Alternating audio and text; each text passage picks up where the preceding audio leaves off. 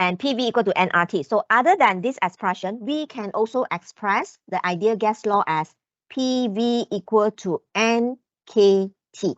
Okay, so N is called as a number of molecule. K is called as Boltzmann constant, right? K is called as Boltzmann constant, and it's different from the thermal conductivity that you learned so far. So remember, K here is a Boltzmann constant. Again, T is the temperature in Kelvin. So this is the ideal gas law that we learned last week. So how can we, from the ideal gas law, we can also derive three sub-law under the ideal gas law. The first one is called as Boyle's law. Right, so Boyle's law statement is PV is a constant. PV is a constant. That means at constant temperature, the product of PV is constant. All right. So we can also derive out Charles' law, where it states that the ratio of V over T is a constant. Right. The ratio of V over T is a constant, where the pressure in the system is constant. So the other one is called as Gay-Lussac law.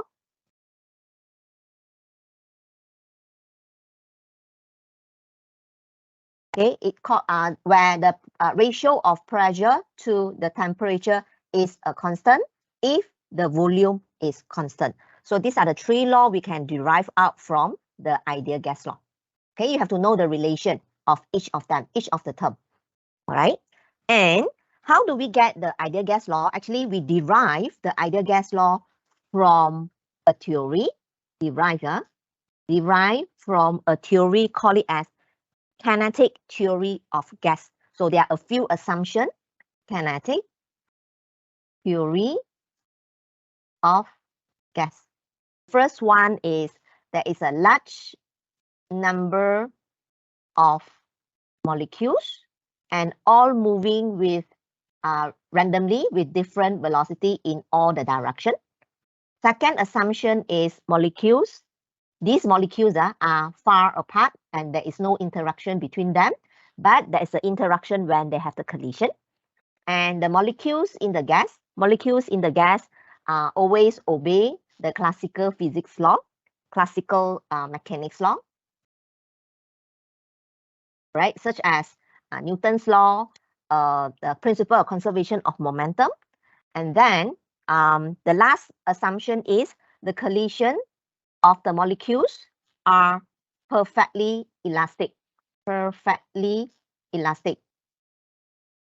Right? So perfectly elastic means the momentum and the kinetic energy are conserved.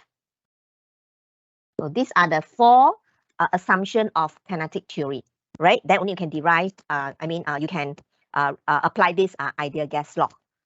Okay, so since the first assumption of the kinetic theory of gas, large number of molecules all move randomly in all the direction.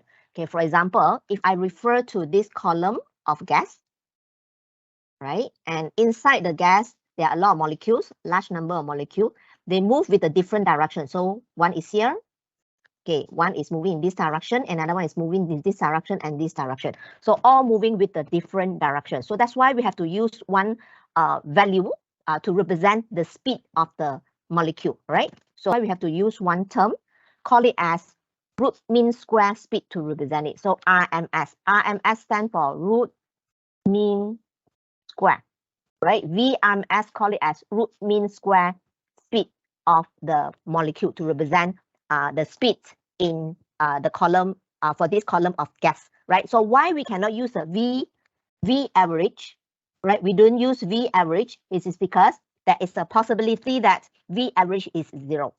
The root mean square speed of the form of the molecule can be expressed as 3 kT divided by m square root of it, right? Where m is the mass of one molecule, right? Where m is the mass of one molecule, K is the Boltzmann constant, T is the temperature in Kelvin. Or we can also state it in terms of R. Vms is equal to 3 RT divided by m square root of it, right? So where this capital letter of m is called it as molar mass, right? Small letter of m is the mass of one molecule, all right, or one atom. Okay, so that is root mean square. So this one is root mean square speed, okay, of the molecule in a gas, in an ideal gas. How to relate this root mean square with the kinetic energy, right? So we can have a kinetic energy. So we know that the kinetic energy is half mv squared. So kinetic energy is equal to half mv squared. So since we are referring to the root mean square, so this kinetic energy is called it as average kinetic energy per molecule. Average kinetic energy per molecule. Per molecule means for one molecule only, where the average kinetic energy is equal to 3/2 kT. 3/2 kT. So remember, this is the average kinetic energy per molecule, right? So it is also derived out, this expression is derived out from the kinetic theory, right? Kinetic theory of gas. So we derive this average kinetic energy equal to 3/2 kT based on the assumption made in kinetic theory of gas. So of course we have to know also what is the root mean square speed expression, kinetic energy per molecule. So remember, this kinetic energy is a kinetic energy for one molecule only, per molecule only for one molecule, right? So for one molecule only. Okay, so now we can relate this to the total internal energy of the gas. So internal energy, because internal energy is defined as the total energy of the gas, where internal energy is equal to N multiplied with the average kinetic. Therefore, U is equal to 3/2 nKT, right? So U can be also stated in 3/2 nRT. But these two expression is only valid for monoatomic gas only. Okay, so this is another part that we learned today, internal energy. After this, after discussion on the ideal gas and this kinetic theory, we move on to a law, call it as thermodynamics law. So the thermodynamics law, we have a few thermodynamics law as well. Zero law, first law, second law, and zero law, first law, and second law. But we'll focus on the first law, right? Where the first law of thermodynamics, first law of thermodynamics, Q is equal to delta U plus W. So this is the statement of first law of thermodynamics, right? First law of thermodynamics, you have to memorize this law. Statement of first law of thermodynamics, please memorize it. And Q stands for the heat. If the heat that is supplied to the system, if you supply the heat to the system, then Q will be positive, right? If the heat is removed from the system, then Q will be negative. Delta U means a change of internal energy. If the change of internal energy is increasing, then the delta U will be positive. If delta U decreasing means the change in internal energy is decreasing, delta U will be negative. So same as what we learned here, U is equal to 3/2 nKT. If U increase, means temperature increase, all right? There is an increment of temperature, means there is an increment of delta U. So you have to remember that delta U here is always related to this temperature, right? Delta U is proportional to the temperature, or delta U is proportional to the change of temperature, right? If there's an increment of temperature, means delta U will be increased and delta U will be positive. So you have to memorize this. And W is the work done, right? So we have the work done by the system, which is positive, work done on the system, which is negative. So we follow this sign convention, right? This sign convention, right? So now if we combine the first law of thermodynamics, all right, we apply the first law of thermodynamics on the ideal gas law. That means on the ideal gas, all right? So we apply the first law of thermodynamics on ideal gas and analyze the thermal processes. We can also have this kind of analysis, thermal processes. So basically there are 4 thermal processes. First one is called it as isothermal. Isothermal process means, iso means same, thermal means the temperature. So delta T is equal to 0.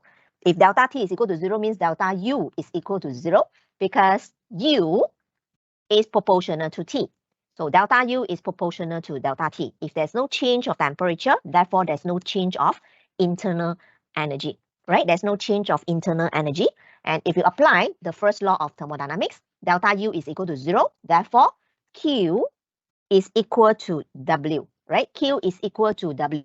We can also always use a graph to represent it, right? For isothermal process, the graph that we use to represent these thermal processes will be the PV graph, all right? So let's say this is a P axis, this is a V axis, PV. So for isothermal, it will be something like that. It is a curve, right? It is a curve where the work done is actually the area under the graph.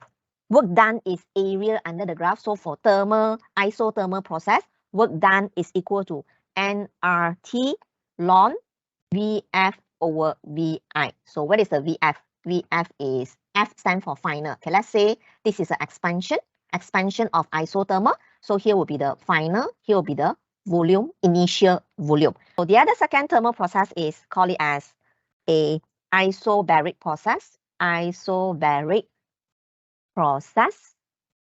So there is no change of pressure. So delta P is equal to 0.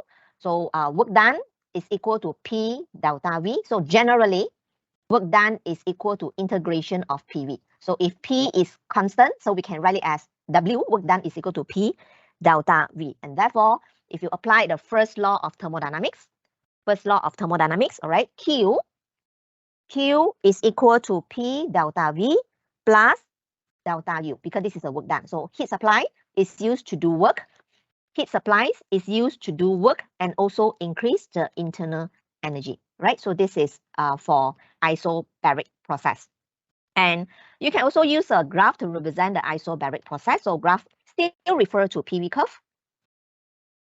PV. Isobaric means pressure is constant. So let's say this is an expansion.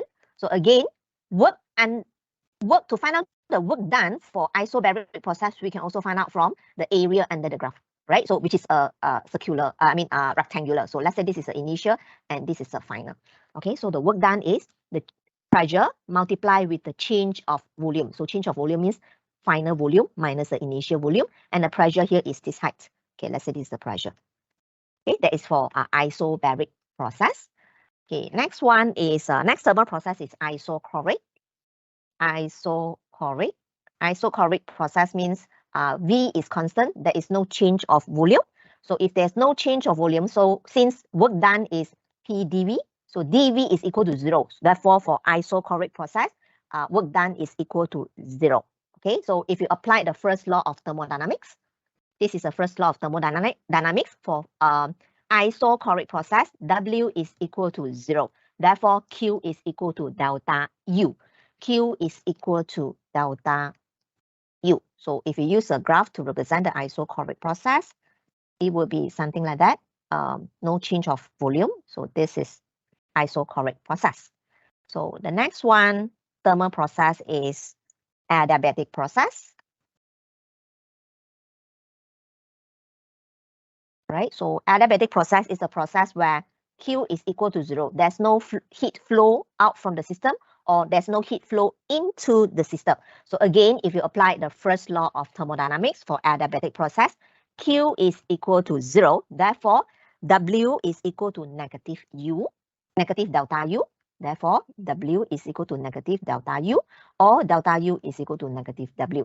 So for a PV curve, PV graph, for adiabatic process, it will be very similar shape to with the isothermal process. Is still a curve, right? The work done is always equal to area under the graph of PV curve. So other than this, there's another one special one. If you have a PV curve, something like that. Okay, let's say my PV curve is very special.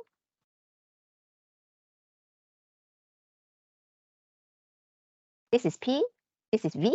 So start at this point, point A, then go through a few thermal processes, eventually end at the same point, right? Start at the same point, end at the same point, if that is the case. So this kind of process, we call it as cyclic process. Okay, so for cyclic process, the final internal energy is equal to the initial internal energy, which means the change of internal energy of the cyclic process is always equal to 0.